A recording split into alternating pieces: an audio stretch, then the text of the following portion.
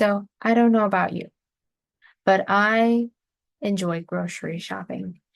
And you know how some people save up to go to a concert or a theme park? Listen, at a grocery store, there is no admission fee. You're not sweating to get in there. There's air conditioning, consistent air conditioning. Everything, all the items are pretty on display. Everything is organized, at least at the grocery store I've gone to. And on top of that, if you plan accordingly, you can dip in, you can dip out at any time. And at the end of the day, you spent that money and you still get to eat it. Now, how's that for a day pass?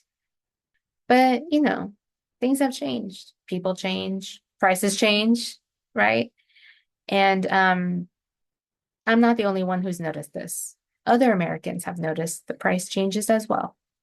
And what better way than to back up, the things that we're seeing with actual numbers.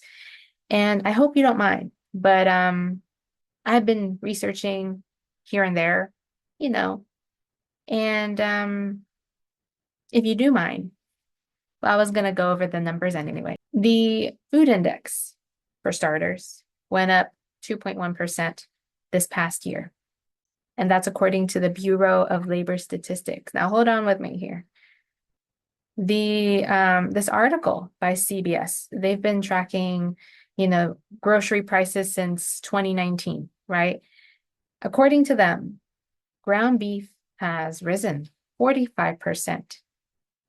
And so has wheat bread. Eggs, that's another article that I came across. Eggs has risen 34% since the beginning of the year. So, yeah, I guess check out our new hot commodity. I just don't condone smuggling them into the country or anything like that, you know? And then there's the turkey, the centerpiece of the show.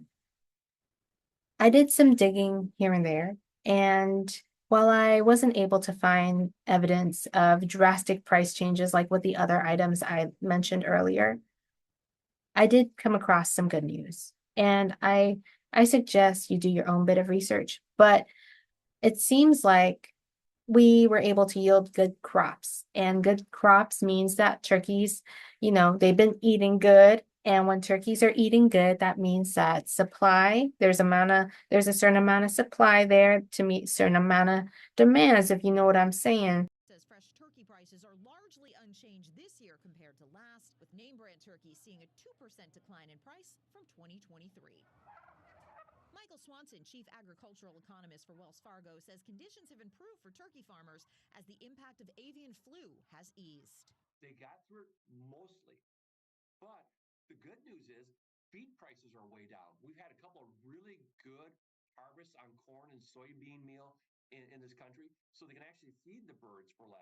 And I think that this is good news for people who are planning to get together for Thanksgiving. Now, Butterball did a survey, and according to them, 98% of people have plans for Thanksgiving. Even though it seems like inflation is at the forefront of their minds.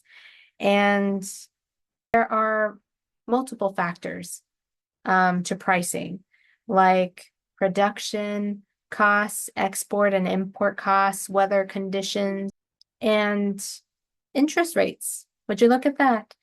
If you don't know what interest rates are, by the way, I highly recommend that you check out my previous video because I go into depth about it. Okay, so back to the grocery store prices. Now, I was talking to a friend recently, John. He works at a grocery store, and he mentioned several good points and reminders throughout our conversation. The first one being grocery stores don't dictate prices. I think some of us know this, but it's good to remind people anyway, right? And he mentioned other solutions like just remembering cheaper isn't always better. Switch brands if you need to, um, you know, wait for deals or make lifestyle changes. And you could also create a budget.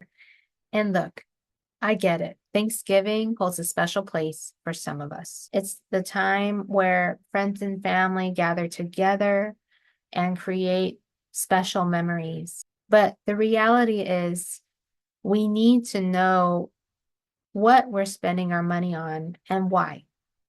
And we also need to plan and budget accordingly. Because is it really worth spending more than we really need to? Okay, so here are a couple of things that come to mind. Grocery lists and budgeting. So personally, I like grocery lists because I can just write down what I'm looking for, research the prices, boom, boom, boom, check in, check out, be done with it, not be stuck there for longer than I need to. Okay, and just to be 100% real with y'all, I need to step up my budgeting game too. And this is important because before we even step foot into a grocery store, we should know how much we're able to spend, what we're spending on, and why. So we're not just winging it whenever we're shopping.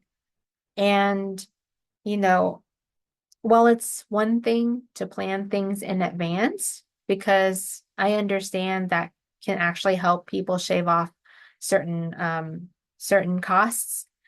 Um, it's another thing to understand why we're seeing these prices that we're seeing at the grocery store, you know? So with all of this information, uh, this allows us to create a budget and a plan. So we're not just going back and forth in and out of the grocery store, making impulse buys. So I'm curious, have you started shopping for Thanksgiving yet? And do you plan on sticking to a budget?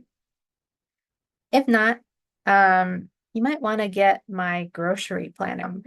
Right now, I'm looking into where to sell it, but if you'd like a copy, you can email me. I will add my email in the description box below. Other than that, I hope you found this video helpful. And if you know anyone that could benefit from this video, please share. Let them know that this channel exists. And until next time, take care.